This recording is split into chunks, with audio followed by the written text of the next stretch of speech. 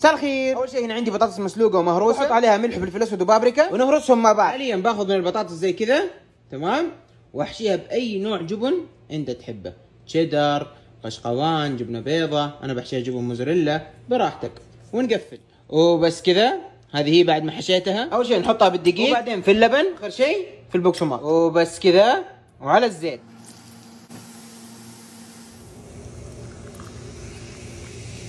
وبس كذا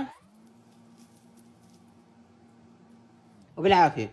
شيء من جد من جد جنان. وكثر صوص يا مدير.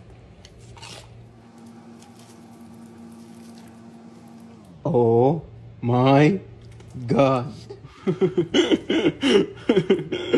معلقة فمي. وعينك على الصوت.